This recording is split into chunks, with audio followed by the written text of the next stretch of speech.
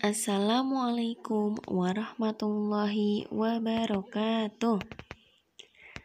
Baik, hari ini kita akan melanjutkan materi sejarah kebudayaan Islam.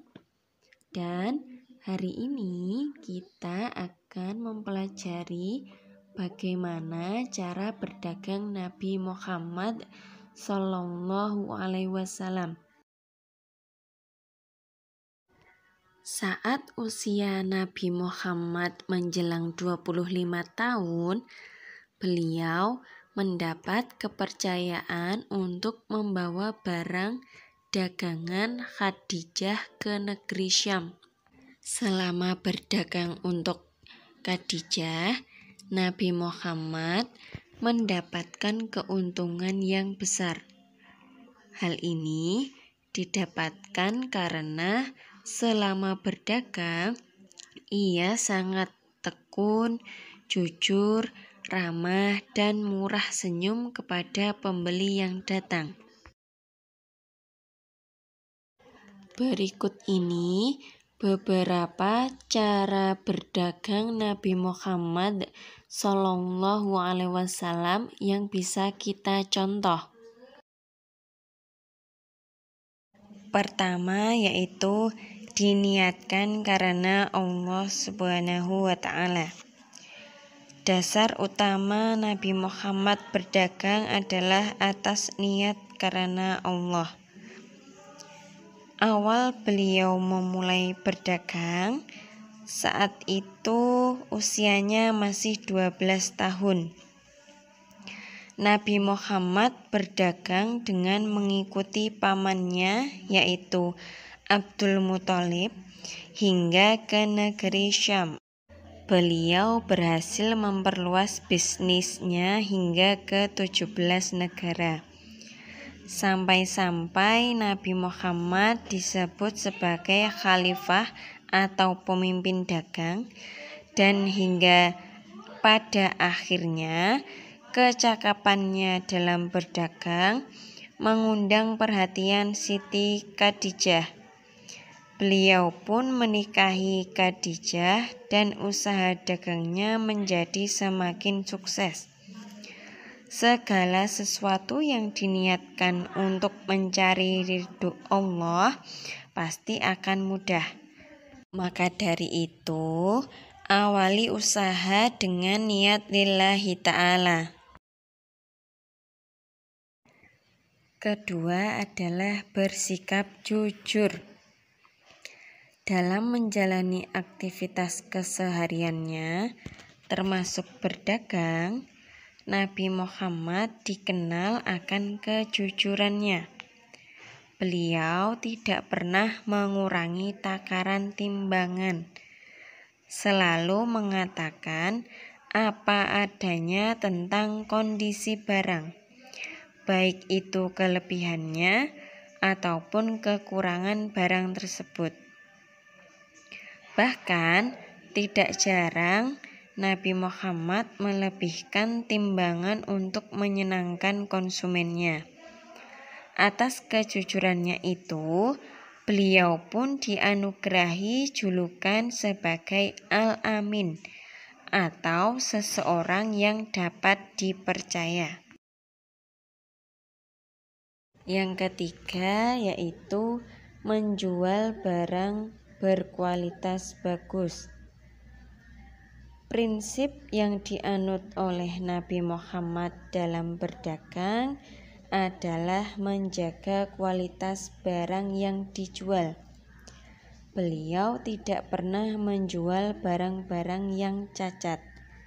Sebab itu akan merugikan pembeli dan bisa menjadi dosa bagi yang menjual barang-barang yang cacat. Keempat adalah mengambil keuntungan sewajarnya. Seringkali kita menjumpai pebisnis atau pedagang yang menjual barangnya dengan harga yang jauh lebih mahal dari harga aslinya. Mereka berusaha mengambil keuntungan atau laba setinggi mungkin tanpa memikirkan kondisi pembeli.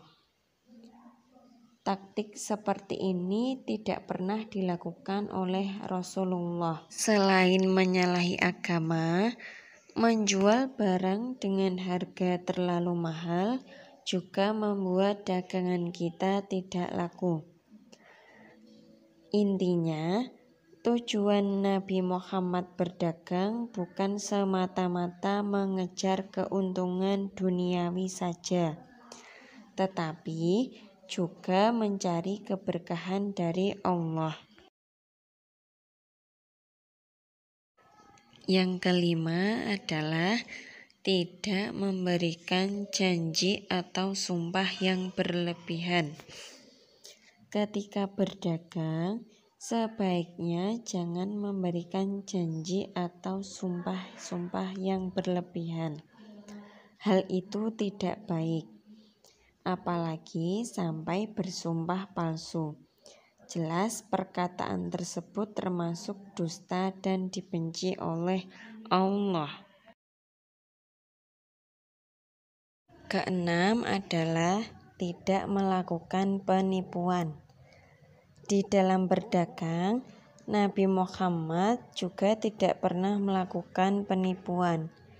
Perlu diketahui bahwa tindakan menipu pembeli atau konsumen, sekecil apapun dan dalam bentuk apa saja, tentu dilarang oleh agama. Ketujuh adalah tidak menimbun barang.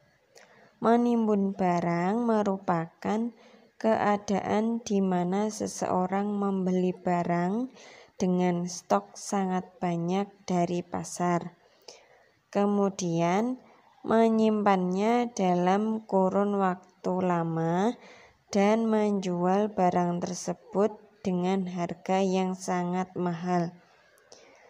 Menimbun barang adalah perbuatan yang zalim. 8 adalah tidak menjual barang-barang yang belum ada. Nabi Muhammad menyarankan agar kita tidak menjual barang yang belum ada dan bukan milik kita, sebab itu bisa merugikan pihak lain. 9 adalah tidak menjual barang-barang haram. Menjual barang-barang haram jelas tidak diperbolehkan dalam Islam, dan Nabi Muhammad juga tidak pernah melakukan hal tersebut. Maka dari itu, jauhi berdagang dengan barang-barang yang tidak jelas kehalalannya. Baik, jadi tadi adalah beberapa contoh cara berdagang Nabi Muhammad SAW yang dapat kita terapkan di kehidupan sehari-hari. Kemudian kalian bisa mengerjakan soal yang Ustazah berikan dengan memperhatikan atau menyimak video yang Ustazah sampaikan. Mungkin cukup sekian pembelajaran kita pada hari ini. Kurang lebihnya Ustazah mohon maaf. Tetap jaga kesehatan dan tetap semangat dalam belajar. Ustazah akhiri ya. Akhirul kalam. Wassalamualaikum warahmatullahi wabarakatuh.